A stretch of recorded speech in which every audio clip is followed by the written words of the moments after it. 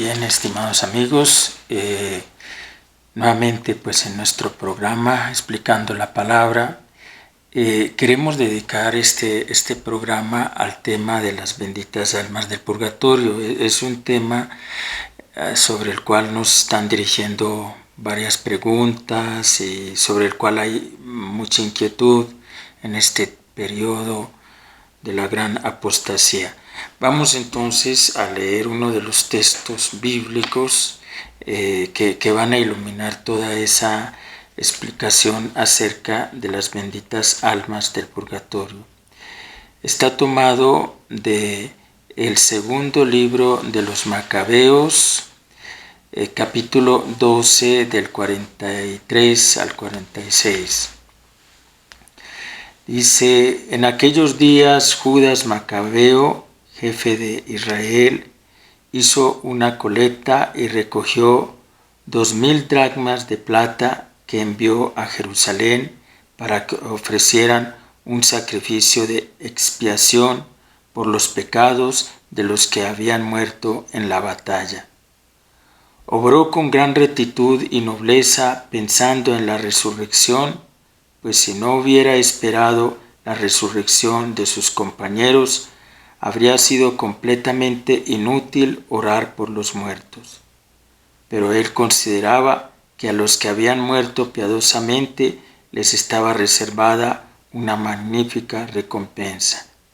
En efecto, orar por los difuntos para que se vean libres de sus pecados es una acción santa y conveniente.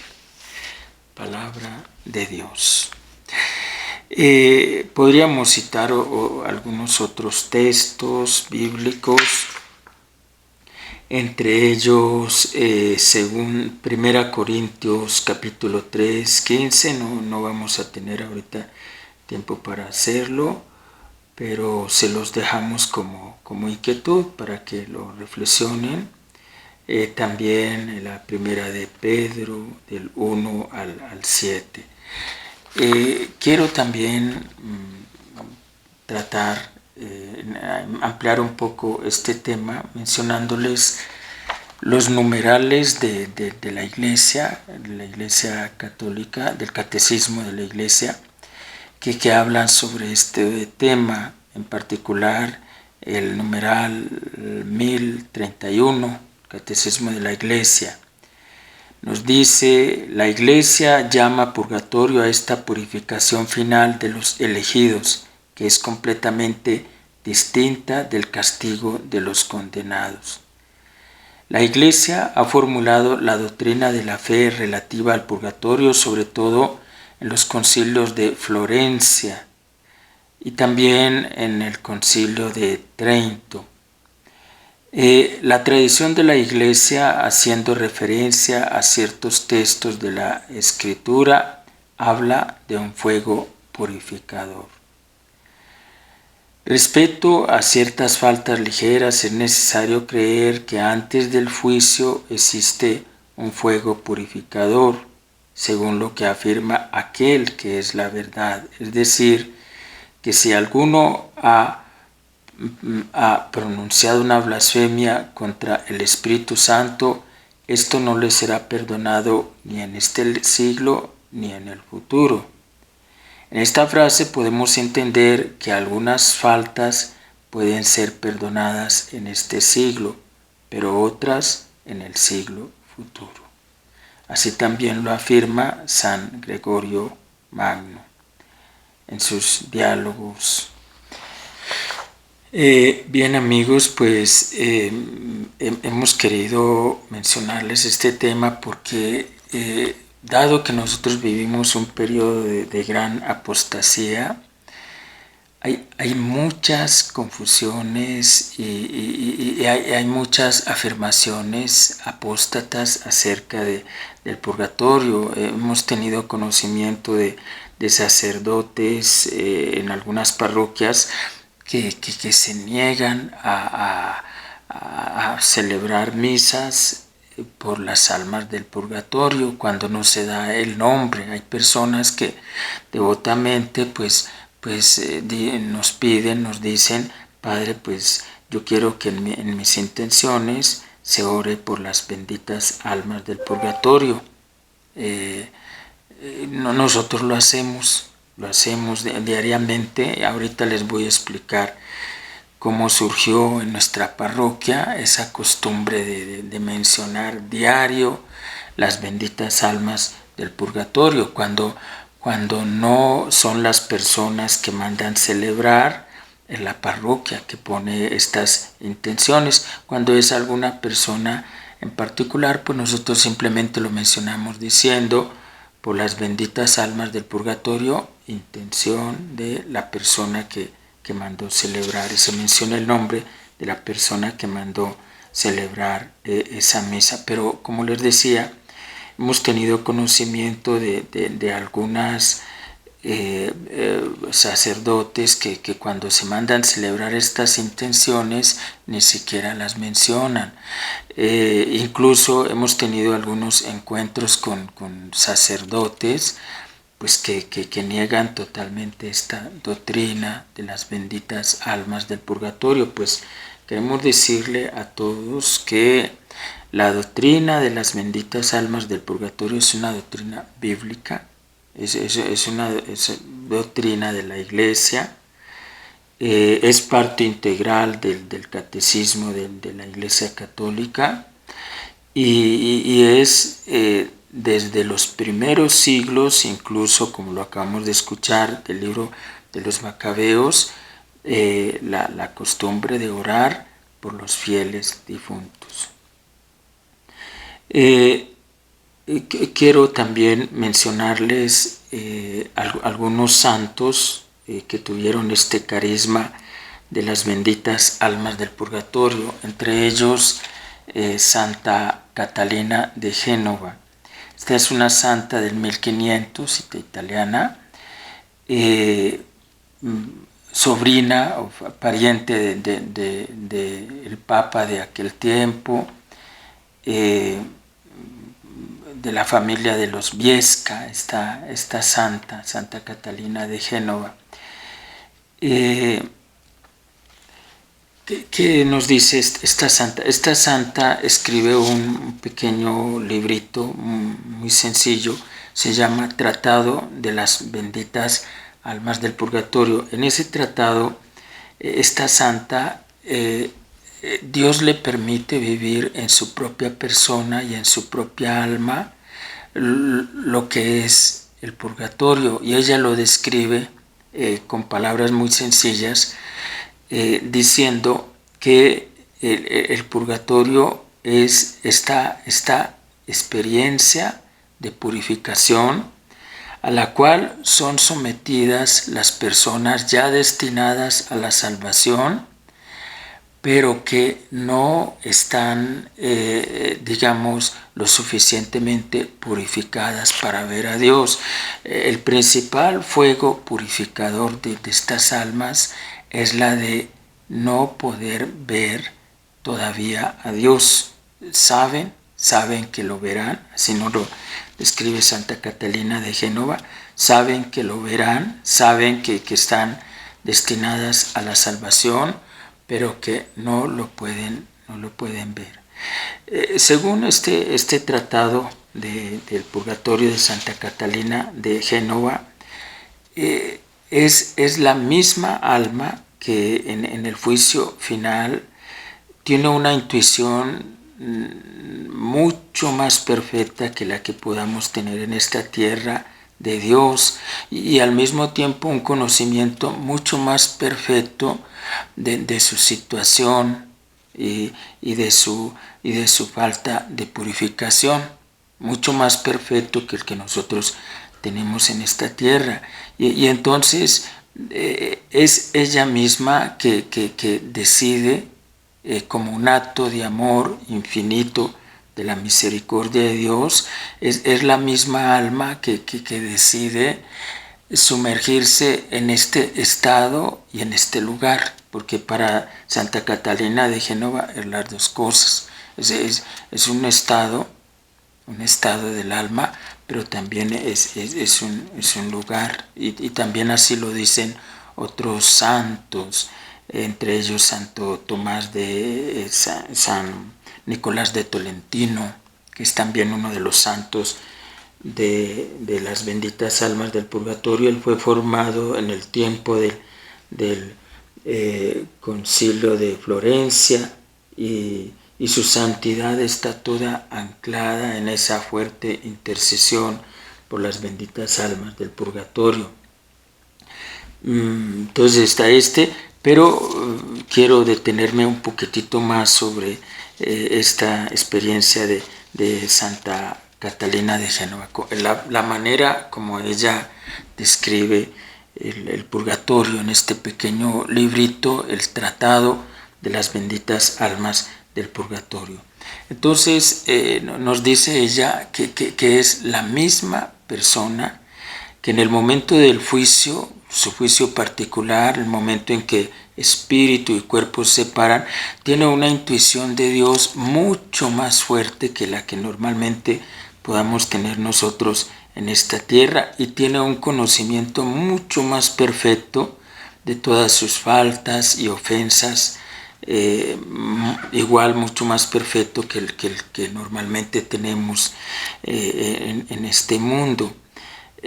Básicamente la persona se ve en Dios, se ve en Dios y en Dios mira toda su vida, y es la misma persona que decide sumergirse en este estado o en este lugar que llamamos de purgatorio.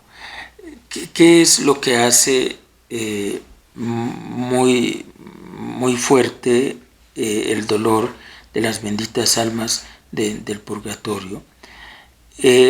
Tengamos presente que la persona en el momento de su muerte es privada de dos grandes facultades que tenemos en esta tierra y que hacen de nosotros seres libres, autodeterminables, libres de salvarnos o de condenarnos, libres de estar eternamente con Dios y libres de rechazarlo.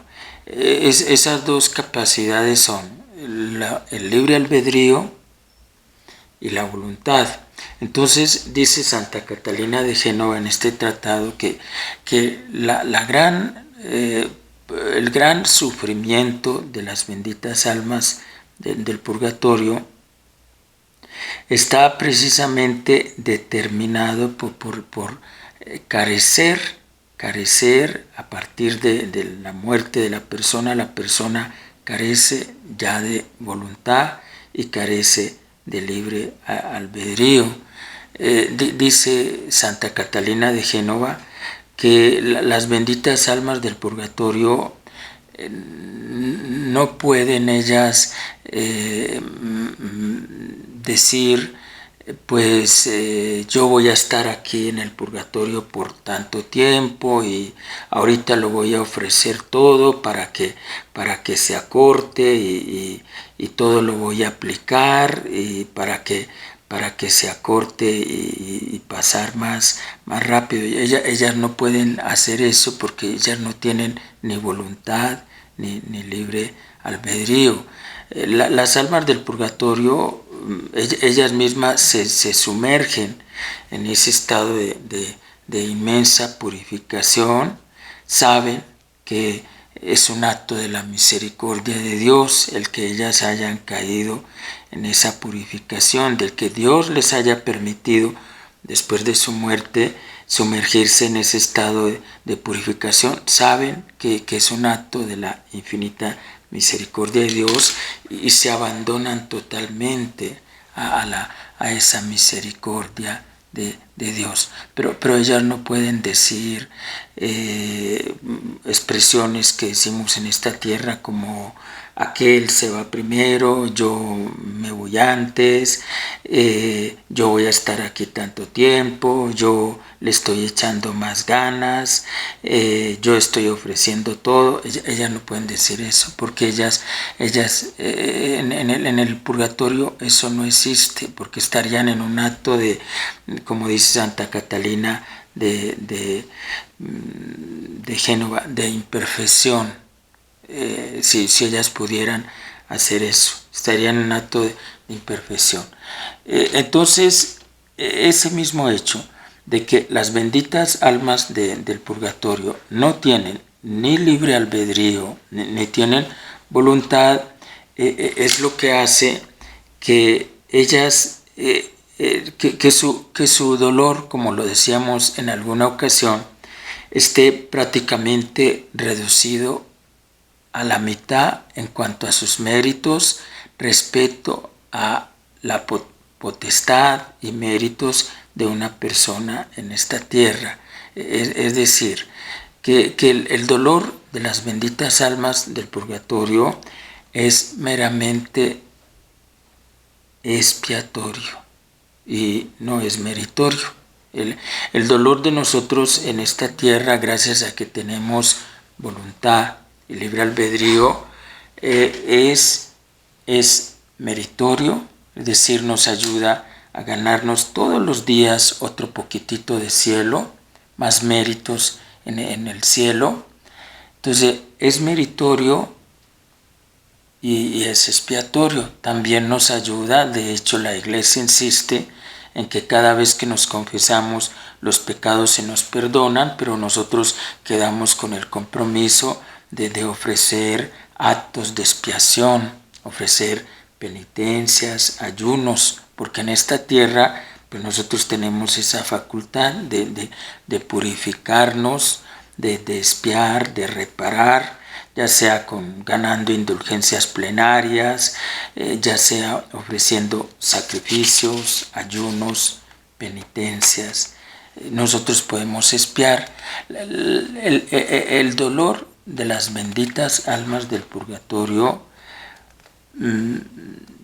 Es puramente expiatorio, ya no es meritorio. A ellas ya lo que sufren en el purgatorio no les ayuda a ganarse otro poquito de cielo además del que se ganaron aquí estando en esta tierra. Para eso no les sirve, porque su dolor nada más es para purificar y expiar el cielo que ellas ya se ganaron. No les sirve a ellas el purgatorio para ganarse otro poquito de cielo, solamente les sirve para expiar, purificar el cielo que ya ellas se ganaron en esta tierra. Por eso algunos grandes santos, Santa Catalina de Génova, San Nicolás de Tolentino, recientemente la austriaca María Sima, que está en proceso de canonización, que también tuvo este gran carisma de las benditas almas del purgatorio, pues estos santos decían que lo mejor que podamos hacer por una persona es en esta tierra. O sea, vale muchísimo más una misa que mandemos celebrar por una persona en vida que por una persona difunta. A una persona en vida las oraciones le ayudan a santificarse, a volverse más virtuoso, a ganarse otro poquitito de cielo, y también le ayudan a purificar y a convertirse. A una persona que ya falleció, pues las oraciones simplemente le ayudan a purificar el cielo y a poseer el cielo que ya se ganó y del cual no ha entrado en poseso porque no ha terminado su purgación. Entonces este concepto es muy claro, muy nítido en Santa Catalina de Génova. ¿Cuál es el principal dolor de las benditas almas del purgatorio? Nos lo describe Santa Faustina Kowalska, Santa Margarita, María Lacoque. También todas estas santas tuvieron la experiencia del purgatorio. Nos lo describen también los niños de Fátima, que fueron conducidos al purgatorio. Estas almas, las benditas almas del purgatorio, ellas sufren un fuego, pero es un fuego de amor, o sea, es el fuego que se crea en el alma de sentir que para ella Dios es como el oxígeno, como la razón de ser, como la vida, como una parte de sí mismo, como su destino, su fusión, y no poderse fusionar todavía en Dios. Entonces, dice Santa Catalina de Génova, es un hambre y una sed de Dios impresionante. O sea, la persona siente que se está muriendo de hambre y de sed de Dios, se está consumiendo de hambre y de sed de Dios. Santa Catalina nos pone el ejemplo del crisol. Dice, cuando el oro en el crisol llega a los 18 quilates, ya el fuego ya no le puede hacer nada, porque ya es oro puro. Ya todo lo que le hacía daño, que eran las impurezas, se quemó. Entonces ya el fuego ya no le hace nada. Dice, así son las benditas almas del purgatorio. Cuando ya su purificación está culminada, el fuego, que es esta hambre y sed de Dios, ya no les puede hacer nada, porque ya son puras en Dios. Ya son como el oro de 18 quilates. Entonces ya son puras en Dios, y ya su destino es Dios, su fusión es Dios, su entrada es en el paraíso, cuando son totalmente puras en Dios. Quiero aclarar un poquitito más este tema, explicándoles brevemente una experiencia que tuvimos en la parroquia, en nuestra parroquia, en el martes santo del 2019, que cambió completamente mi perspectiva sacerdotal acerca de las benditas almas del purgatorio, y que me llevó a tomar provedimiento como sacerdote y como párroco acerca de este apostolado de las benditas almas del purgatorio. Desde esa fecha, desde esa experiencia que les voy a platicar ahorita, asumí una actitud totalmente diferente como sacerdote, como pastor, como párroco, hacia las benditas almas del purgatorio, y lo asumí como uno de mis principales apostolados, y uno de mis principales quehaceres. Se las voy a platicar a grandes rasgos. Les decía que fue en el martes santo del 2019. Estaba yo, fue durante la noche, una experiencia extraordinaria durante la noche.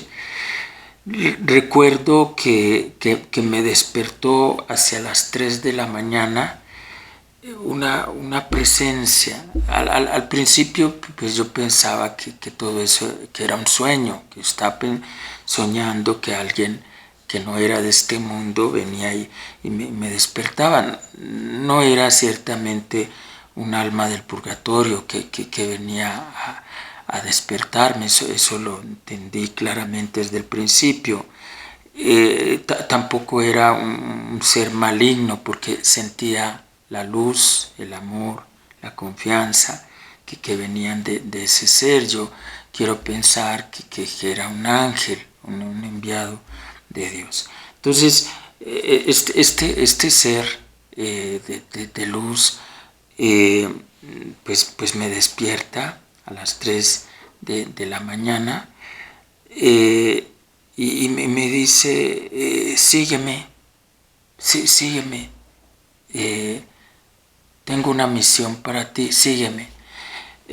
Recuerdo haberme puesto en pie y haber seguido este personaje y recuerdo que en un instante estuvimos en un espacio inmenso donde todo era niebla, era lo que me llamaba mucho la atención de ese espacio, de ese estado, de ese lugar. Todo en ese lugar era niebla, una niebla extraordinaria que yo recuerdo que me llamaba mucho la atención el hecho de frotarme los ojos, de que tenía mi vista en perfecto estado, pero yo no podía ver nada ahí, porque todo ahí era niebla.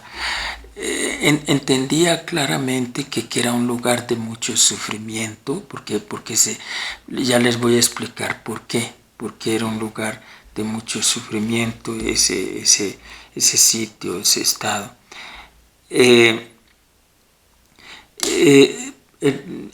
No sé cuánto tiempo estuve ahí, yo supongo que 1 minuto, 2 minutos, aunque pues a mí se me hizo larguísimo estar ahí en ese lugar.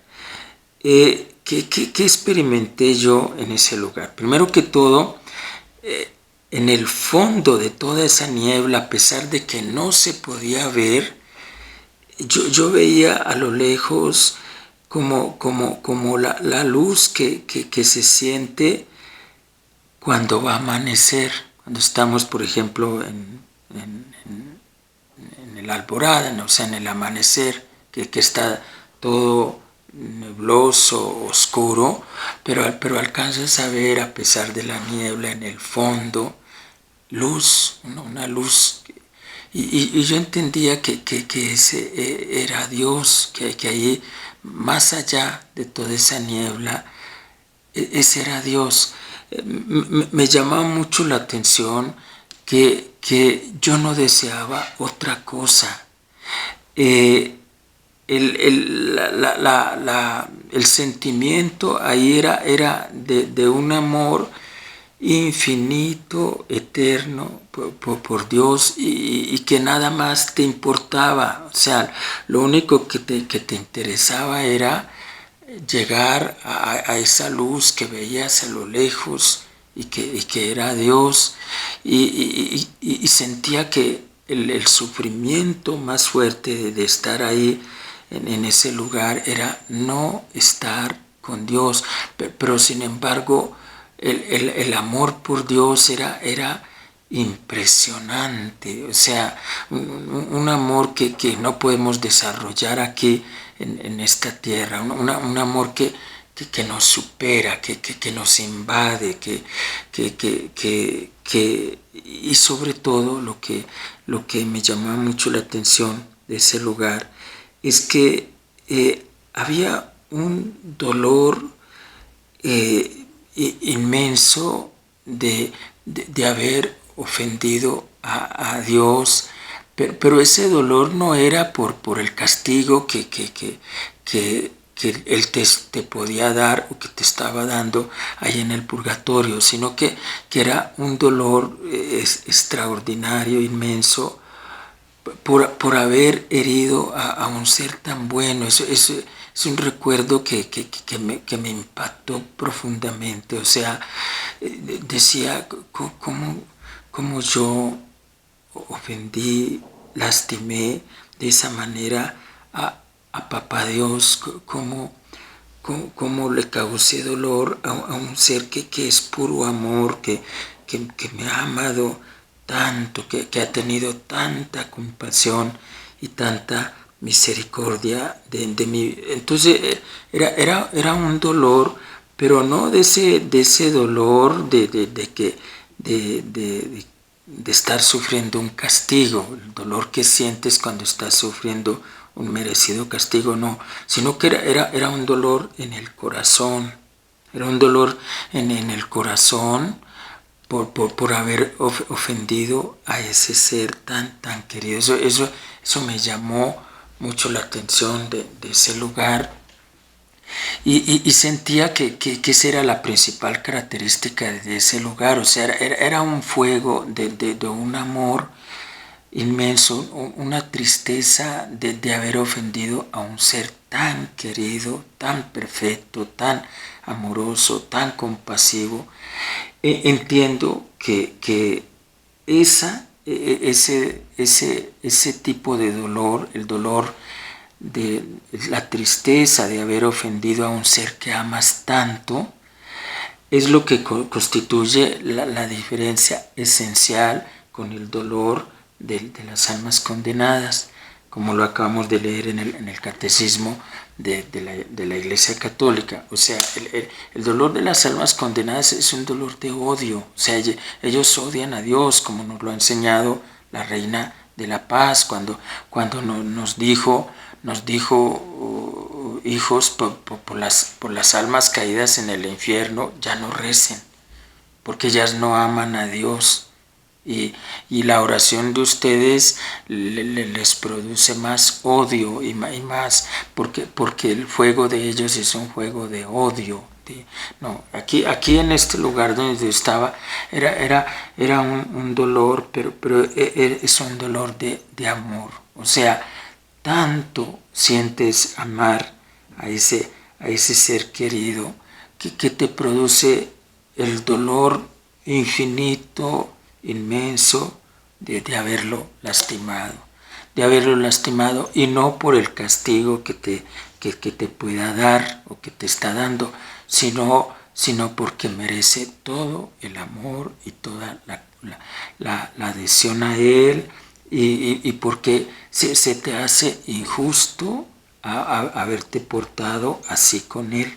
Esa es la esencia de ese dolor. O sea, es un fuego que quema, pero es un fuego de un amor extraordinario, un amor inquebrantable por ese ser querido que es Dios, un amor irresistible.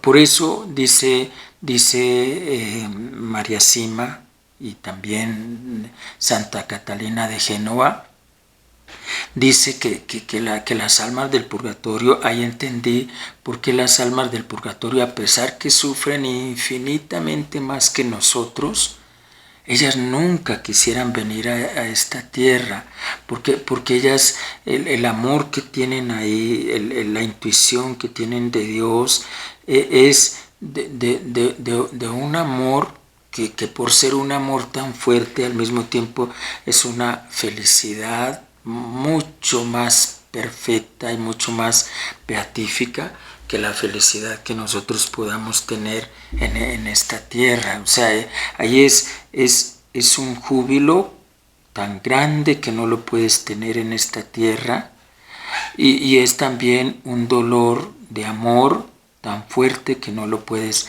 tener en esta tierra. Por eso dice Santa Catalina de Génova, no hay estado más beatífico ni en el cielo, no hay estado más beatífico después del cielo y al salir de esta tierra, antes del cielo y al salir de esta tierra, que el estado beatífico de las benditas almas del purgatorio. O sea, lo único que puede, digamos, ganarle a ese estado beatífico, lo único que lo puede superar es la experiencia del cielo. El estado beatífico de júbilo que tienen las benditas almas del purgatorio es un misterio de cómo estas almas están sumergidas en un dolor infinito, mucho más fuerte que el dolor de cualquier persona en esta tierra, y un júbilo y una paz y una felicidad mucho superior al júbilo, a la beatitud que cualquier persona aquí en este mundo. Ahora, ¿qué experimenté yo ahí en ese lugar? Bueno, esto experimenté también un hambre y una sed impresionante. Ese recuerdo se me queda. Un hambre, una sed, pero no eran hambre o sed de comida o de cosas de esta tierra, era un hambre y una sed de Dios. O sea, sentías que no podías vivir sin Dios. Eh, Me di cuenta que a diferencia del dolor que nosotros podemos tener en esta tierra, pues aquí los que estamos en camino de conversión nos hemos acostumbrado a ofrecer todo. O sea, tienes un contratiempo y con este camino que hemos hecho de la Reina de la Paz, de Mamita María, pues ya nos hemos acostumbrado a que tengo un contratiempo, tengo un dolor de cabeza, tengo un momento difícil y pues digo, pues lo ofrezco por las intenciones de Mamita María y ese ofrecerlo con ese amor y con esa buena voluntad hace que ese dolor se te haga más corto y que su significado se vuelva hermoso. Comprendí que en el purgatorio las benditas almas no pueden hacer eso. No pueden hacer eso. ¿Por qué? Porque nosotros eso en esta tierra lo podemos hacer dado que tenemos voluntad y que tenemos libre albedrío. Por eso nos viene un sufrimiento y decimos, Señor, te lo ofrezco, lo uno a tu pasión. Lo ofrezco por las intenciones de Mamita María y lo podemos hacer porque tenemos voluntad y tenemos libre albedrío. Comprendí ahí en ese lugar que las almas del purgatorio no pueden hacer eso porque ellas no tienen ni voluntad ni libre albedrío, pero eso precisamente es lo que hace que la percepción del tiempo sea totalmente diferente ahí en el purgatorio. Aquí en esta tierra el ofrecer las cosas hace que el tiempo se nos vuelva más corto. Ahí en el purgatorio entendí que no estuve más de 2 minutos, pero para mí fue como si estuviera años, porque el no poder hacer nada, el esperar todo de la limosna de los demás, de la caridad de la iglesia, el esperar que se cumplan los tiempos sin poder hacer nada para remediarlo, para cortarlo, para resolverlo, hace que el tiempo, por corto que sea, se te vuelva una eternidad. Entonces, la percepción del tiempo es totalmente diferente. O sea, se te hace larguísimo cualquier minuto. Yo me atrevería a decir que en el purgatorio un segundo son horas, una hora son años, unos años son cientos de años y cientos de años son milenios por la sensación que tienes. Bueno, pues recuerdo que mientras estaba ahí en ese lugar de niebla y con todos esos sentimientos de amor, de hambre, de sed, de nostalgia, de haber ofendido a Dios, en ese preciso momento alguien cayó como a medio metro de mis pies. Bueno, vi que cayó ahí una señora, y eso también fue una diferencia que me llamó mucho la atención. Yo llegué ahí porque este ser misterioso, celestial, me llevó, por un designio de Dios, me llevó, me dijo, sígueme, tengo que llevarte a un lugar que es voluntad de Dios que lo conozcas. Yo llegué porque ese ser me llevó. Esta persona que vi en ese momento caer ahí, ella cayó, tuve el tiempo suficiente para ver perfectamente su cara, su expresión, su forma, o sea, reconocerla perfectamente.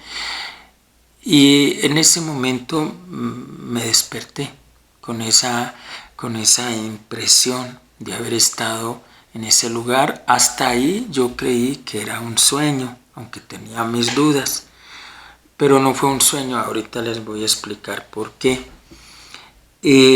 No fue un sueño, porque cuando bajé a la sacristía para prepararme a la misa, lo primero que le pregunté a la sacristana fue si alguien había venido a pedir que se repicaran las campanas, porque hasta antes de la pandemia, aquí en nuestra parroquia, siempre que hay un fiel que fallece, pues nosotros repicamos a muerto.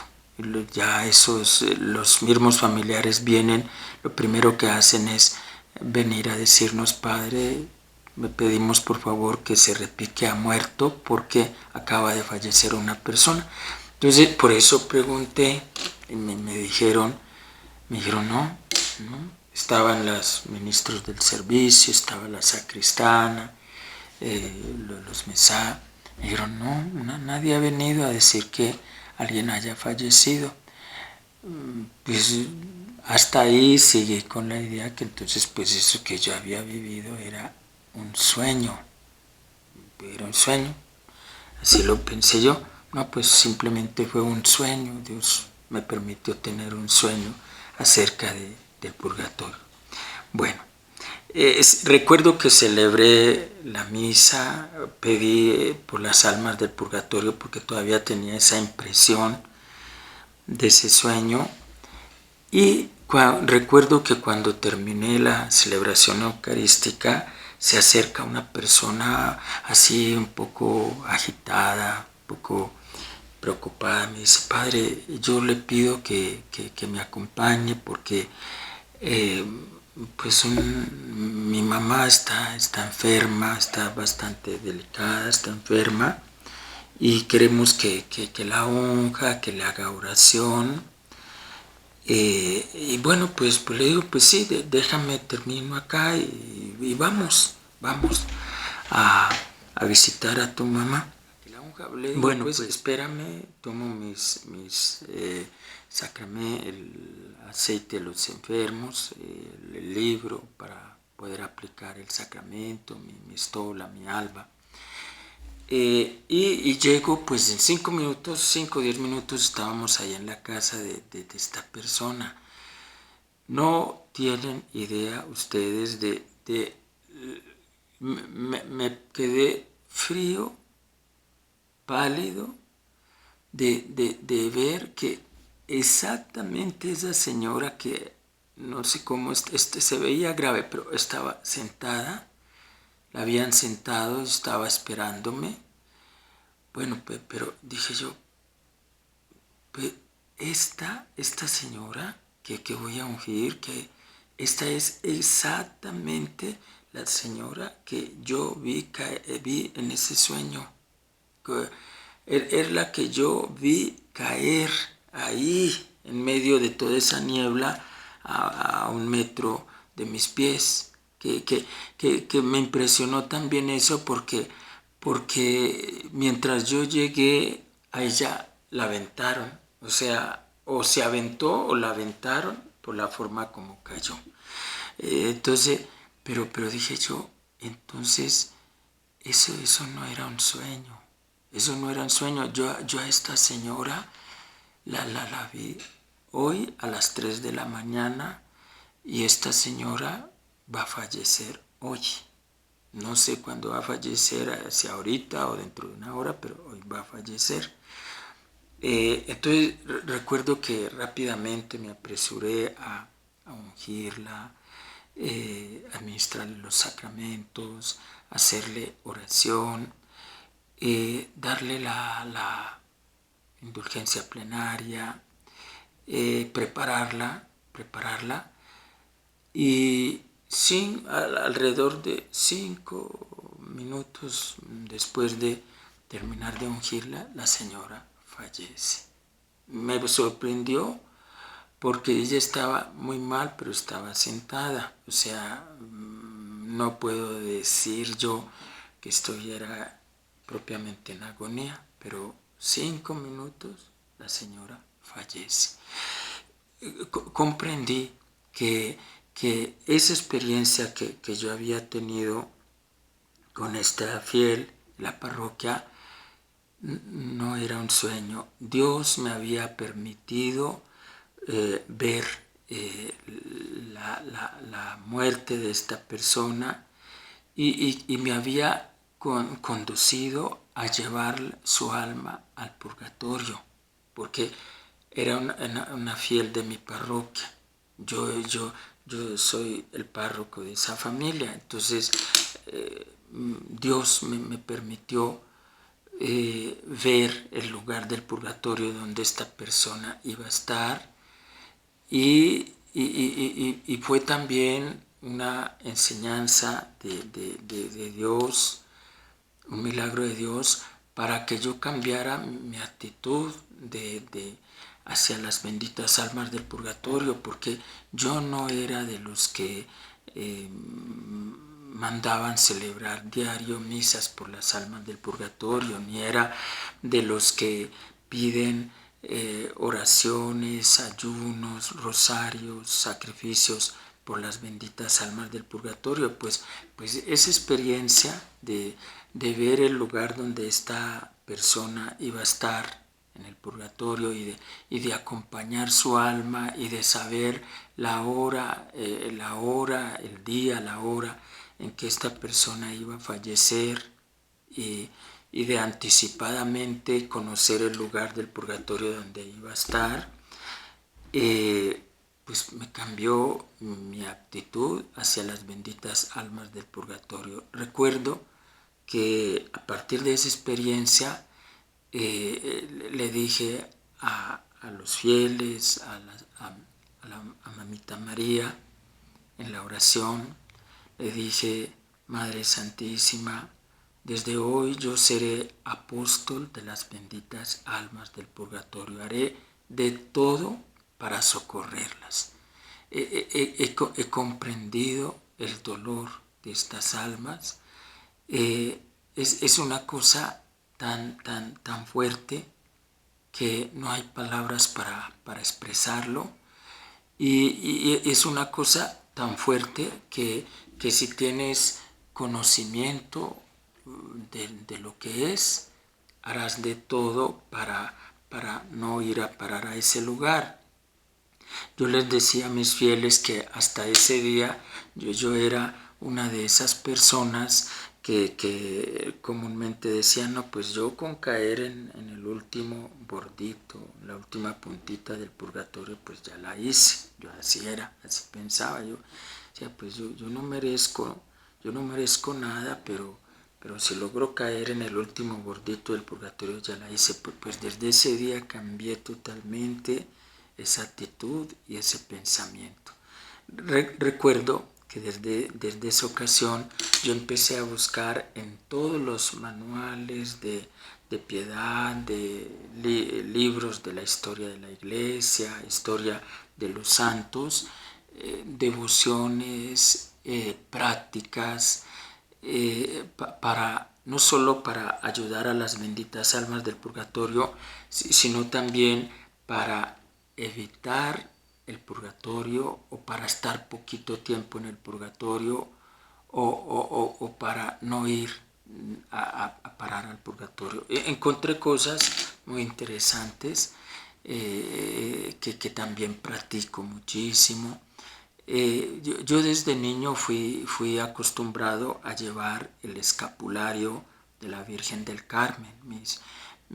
Recuerdo que mi mamá, mis papás me mandaron ya de 6, 7 años a la parroquia para que el párroco, pues eran párrocos totalmente distintos de lo que son ahora. No estamos viviendo la época de la gran apostasía. Entonces el párroco tenía 3, 4 fechas en el año donde convocaba a todos los niños y les revestía el escapulario.